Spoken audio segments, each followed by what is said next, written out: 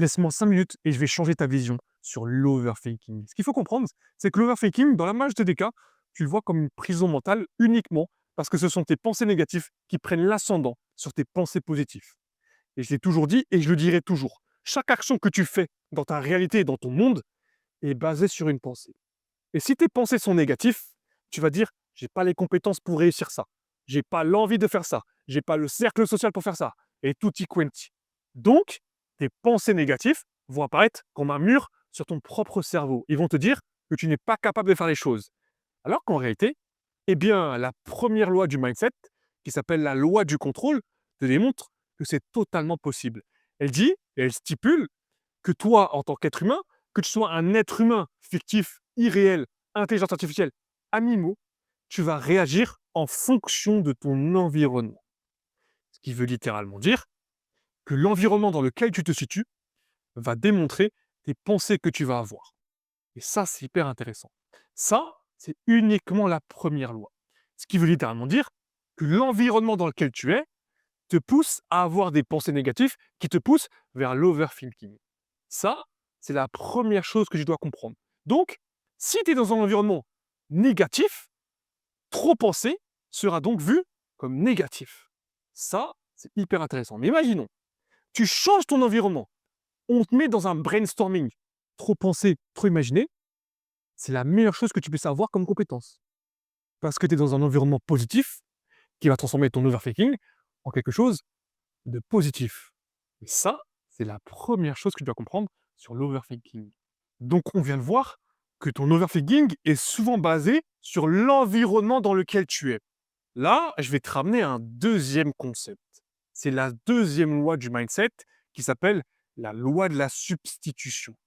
Elle dit et elle stipule tout simplement qu'à chaque fois que tu vas faire une action, tu vas ressentir des nouvelles pensées pour te pousser à l'action. Ça, c'est la loi de la substitution. Parce qu'elle dit autre chose, elle dit que chaque pensée que tu vas voir, tu as la compétence et la capacité de changer cette pensée-là en quelque chose qui va te pousser à l'action. On va prendre un exemple imagé. Ça, c'est toi, ça, c'est le monde qui t'entoure. Le monde qui t'entoure, à chaque fois que tu vas faire quelque chose, va t'amener des pensées. Pensées négatives, pensées positives. Ou souvent, une pensée pour te pousser à l'action. Imaginons tout simplement, tu veux passer d'un trottoir à un autre trottoir, tu vas prendre un passage piéton. Du moins, si tu es civilisé. Ce que je veux dire par là, c'est que ces choses comme ça, tu penses pas trop à comment faire les choses. Parce que tu sais que c'est la même chose. Comme tu penses qu'il ne faut pas respirer, ou du moins tu ne penses pas à respirer. Ça se fait automatiquement. C'est la même chose avec tes pensées. C'est-à-dire que tes pensées négatives, elles te disent que tu n'es pas capable de faire ci. N'oublie jamais, ton cerveau ne comprend pas la négation. Si tu te dis ça, ton cerveau il va dire, bah, c'est que c'est vrai.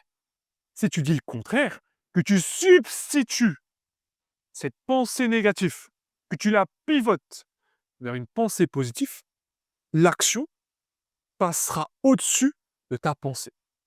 Et ça, c'est hyper intéressant. C'est ce qu'on appelle la loi de la substitution.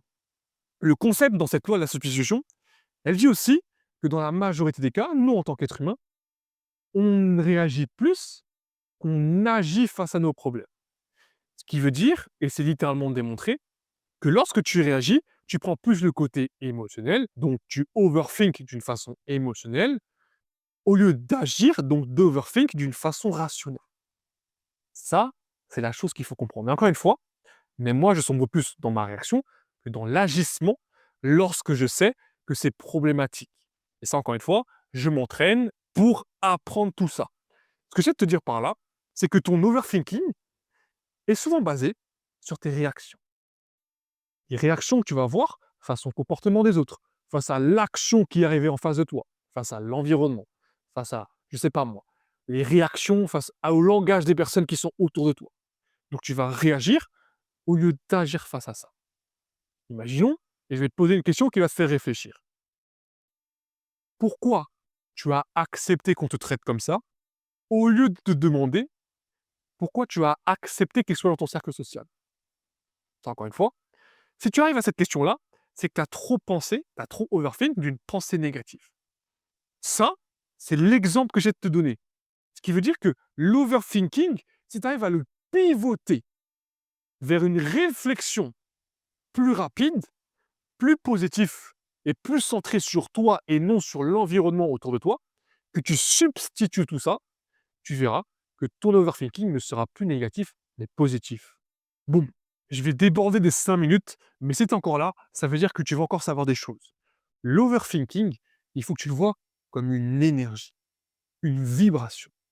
Ce qui veut dire que littéralement, ton overthinking sont des vibrations et des énergies qui arrivent dans ton cerveau et dans tes pensées qui vont te pousser à l'action.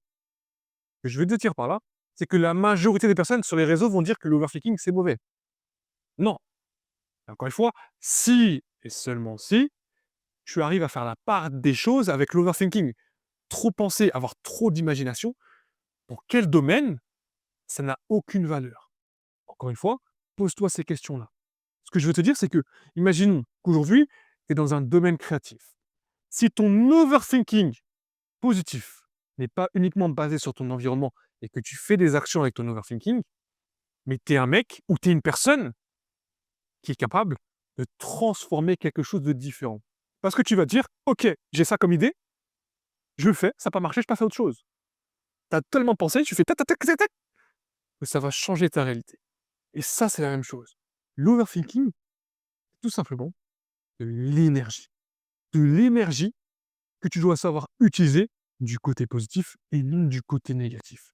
Et tu verras que ça va changer ta réalité. Merci à tous d'avoir suivi cette vidéo. Et comme j'ai toujours, prenez soin de vous. C'était Michael. Marche avec confiance, marche avec vérité. On se retrouve pour la prochaine vidéo.